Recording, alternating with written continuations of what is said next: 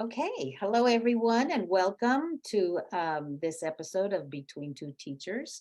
Today's Friday, August the 11th, and we are here to bring you news about education, a lot of local things going on, and then what's happening in state and federal issues as well. So, my name is Consuelo Lara. And my name is Madeline Cronenberg, and this is Between Two Teachers, episode 205. So we've been here, you've been between us for a while. As always, we're going to begin with our land acknowledgement. We pause to acknowledge that we are gathered here on the ancestral territory of Huichin, part of the unceded land of the Chochenyo and Karkin speaking Muwekma Ohlone people. We remember their continued connection to this region and thank them for allowing us to live, work, learn, and pray here on their traditional homeland, and offer our respect to all of their elders and all Ohlone people, past and present. And we ask you to join us in working together to secure justice for the Muwekma people who are not recognized in the Federal Registry of Tribes and deserve the benefits that that registration would bring them. And also to go to both the East Bay Regional Park website and to the Contra Costa County Office of Education website to find curriculum that appropriately describes how our children should learn about our connection to our tribal lands.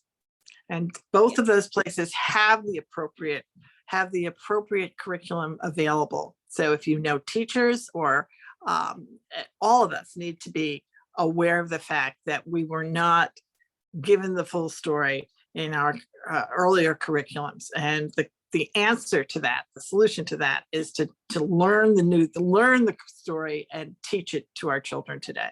Exactly. And on the Contra Costa website, there's about CCCOE, and then you go down to land acknowledgement. And there's a very strong committee at that level who continues to work on this.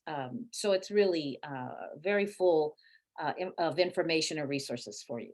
So it's important. The land acknowledgements, I mean, we've done them now for our acknowledgement for a long time, and we may even, we can change it, you can strengthen it.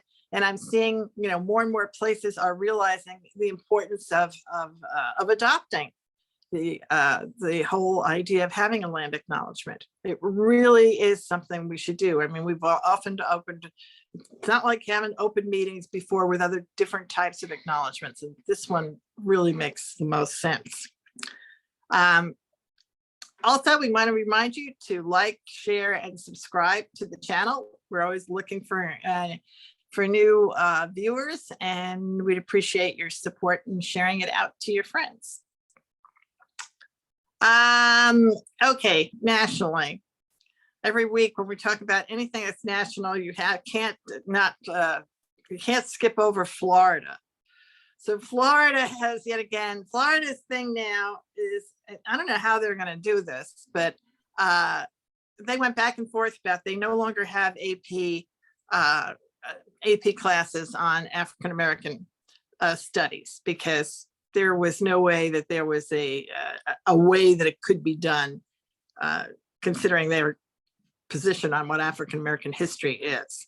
So that sort of got moved out of their curriculum. So instead, the next one was for the AP psychology classes, which also were getting moved out. Then they said that what they have are their districts. They have the state district and then the local districts, but the state picks the curriculum, and the state now has decided that not having AP psychology would hurt the children of Florida, which it certainly would, because here they are trying to go to other places to go to school, not to mention the fact that they should be learning AP psychology, right? So you have these two different reasons. The state says that they are now free to teach AP psychology, but they must exclude mention of sexual orientation and or gender identity, because mention of either of them is illegal. Okay, well, Florida is just like a cautionary tale for us, we don't, yeah, this, because And that it really is. It is for the mind, whole country, right? that frame Right? of mind is here, alive and well, and, It is. pushing, It, they're pushing. Yes, it it is everywhere. And DeSantis's motto is "Make America Florida." yeah, there you go. Right? That's what they want. Right. So that's him. Yeah. So there's that. The other things I just wanted to mention this time was some of the efforts that are, well, the other part is, I mean, just in terms of privatization, which we haven't talked about that much. School's been out, so there's not, things are quiet, people are busy bringing in, onboarding their new staff and getting ready for students to come in. And, this is the United States, and people start school at different times. So some people are already in school. Some folks won't be on the East Coast. You don't go back to school till after Labor Day. Nobody goes back until after Labor Day. That's just the way, you're off in August. But here where we are in the West Contra Costa, they're going to go back next week. But the teachers are already back, right? And then it just depends on where you fit into the mix. Yep. And our students and teachers are excited to meet all their new faculty members. So there'll be lots of announcements about who the new people are, and lots of new. I think we'll see a lot of new faces. We just aren't going to see enough faces, because that's been our problem all along. There are going to be openings still across California.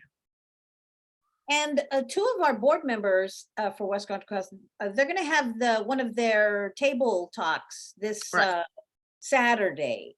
So anybody have questions or want to share anything, concerns, they welcome your input. So That is an extraordinary thing that they do, which is wonderful. They do a Facebook. Yep. It's not on Facebook. It's a Zoom, but it's advertised on Facebook. So you can find the Zoom link on Facebook. yes. And Ms. Smith Folds and President Gonzalez Hoy, who are both getting ready to start the new year. So yeah. All righty. that is it's all very exciting. On the topic of labor, so Fresno may go on strike. They've been negotiating, and what their last thing that they did, and this is always, I think, this is one of the most difficult moments when you're in the process of negotiation. They just voted to pay their substitutes $500 a day. Ooh, goodness. All right. Well, it's the substitutes who not the substitutes, the ones who come in during the strike. Teachers who come in during the strike. Who cross the line, who cross the line. Yeah, who don't strike, or who cross the line. Yeah. Well, yes. Wow. Teachers who cross the line will get $500 a day. Oh my goodness. Oh. Right. Now they have the money to pay that. This is the thing. This is what they've and their issue seems to be they have all of the regular financial issues, but I think it's also part of it is the issues of community schools. So West Contra Costa and Oakland both incorporated lots of language in their contract around community schools, right? Yeah, which means shared governance, and that's the big threat. That's the big threat. That's the whole thing, and they don't want that. No. So that's where we are. So this is going to be something to watch, because they're due to. It's going to happen in September.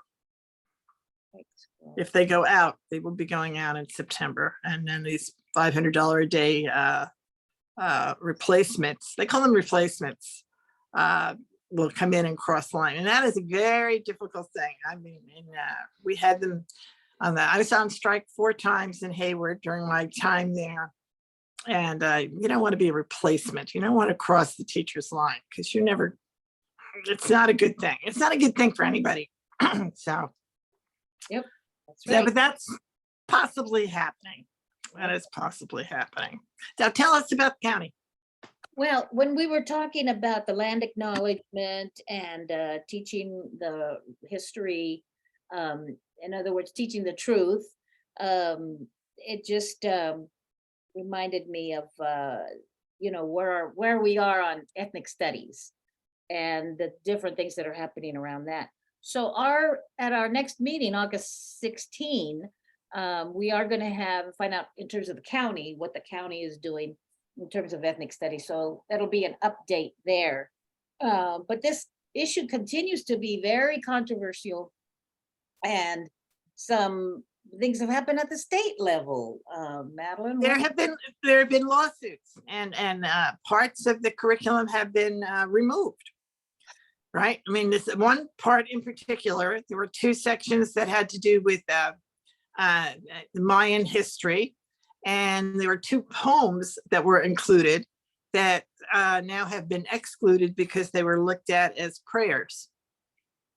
And so the lawsuit came in and said this, which is so fascinating because, we're having in other places, these religious schools are getting all the funding from the school savings accounts, and there was a lot of movement to support religious schools. But in California, we're not supporting.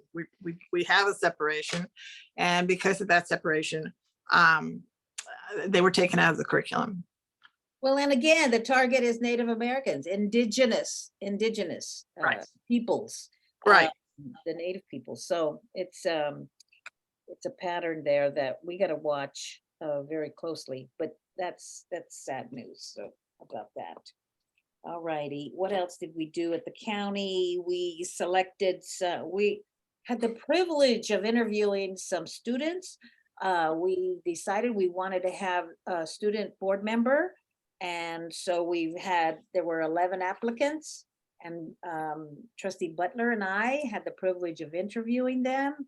And oh my goodness, we have such talent out there, and diversity of applicants, that it was hard to pick just one. So, or maybe had 2, I don't know, we have to look and see. But anyway, we could have picked all 4 or 11 or 8 showed up.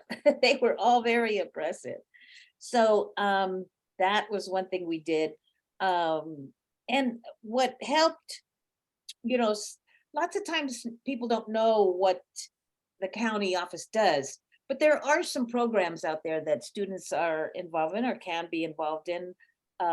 There's the WISP, and there's different kinds of supporting groups. There's a youth workforce program, a variety of things. And so when we have our board meeting, we've asked for a little presentation on the various programs that people across the country, county can participate, students can participate in. So then we'll find out more about those individual things. And what else is happening at the county? So we will be announcing that for this August 16. And so then in September, they will get sworn in and take their seat. So, it's all very exciting. That is incredibly exciting. And I do really hope that they have alternates so that the most number of students that possibly can be involved in it, because it's a really important thing to have the agency around, to have agency around the decisions and understand the decisions that are being made for your education, right? I mean, being able to talk to them, and they're from all over the county, how articulate they are, how in touch with the problems in the schools they are, and how they're very creative about what things. I mean, we need to be listening to young people more. Yes. So yes. I just and they're our customers. I mean, my goodness, these are the customers. That's why we're there. That's why we get elected, for them, for sure.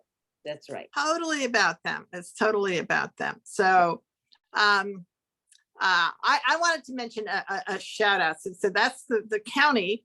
Yeah. There was an issue this week, yet again in Florida, where they removed a book. Apparently, this is the most removed book in Florida. Now they may have changed it and put it back, because there are all these issues around this book. The book is called "And Tango Makes Three."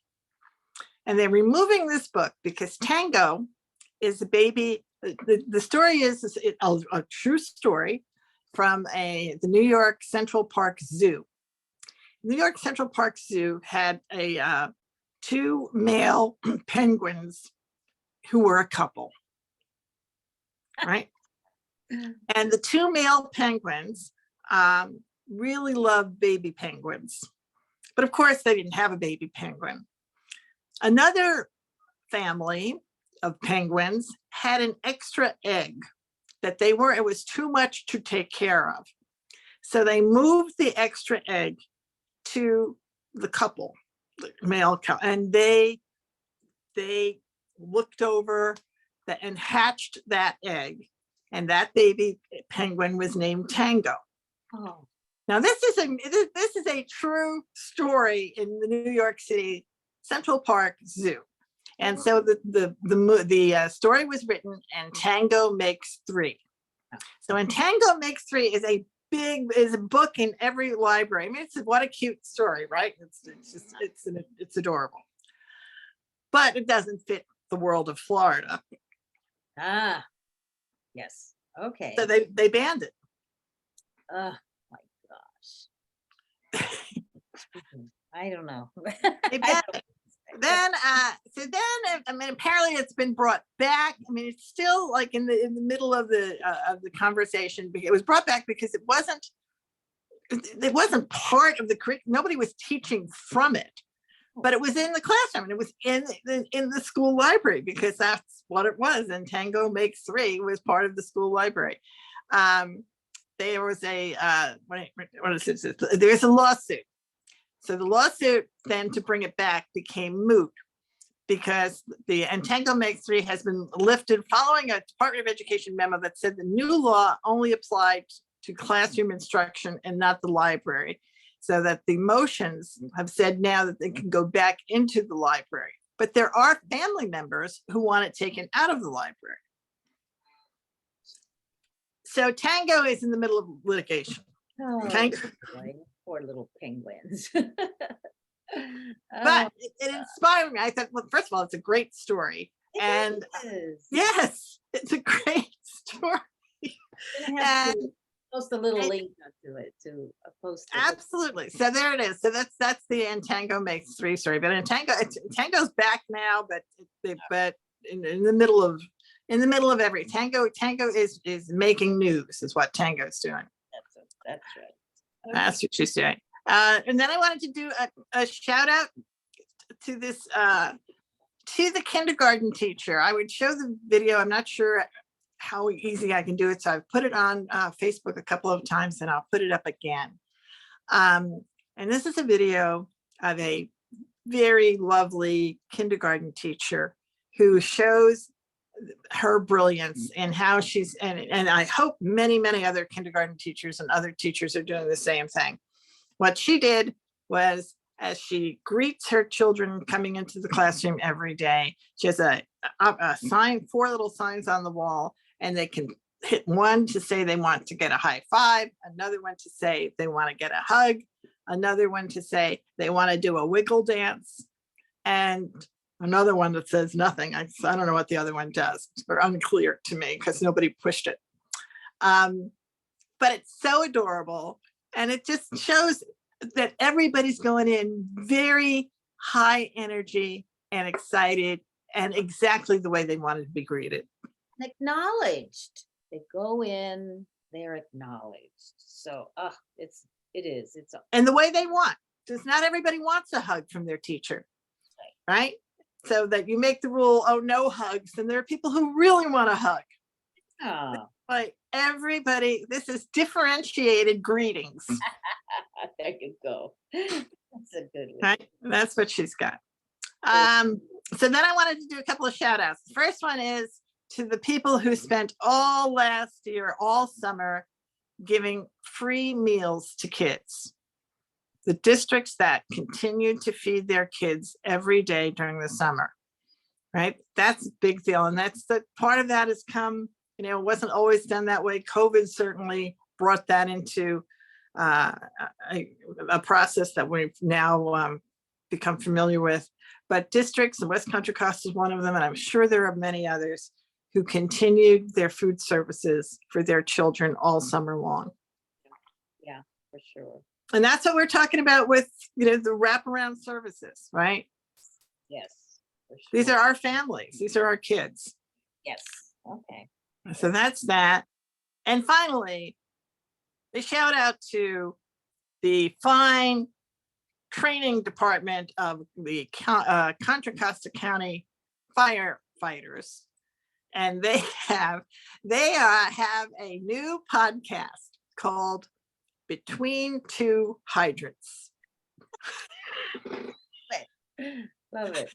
So we welcome you to the between world.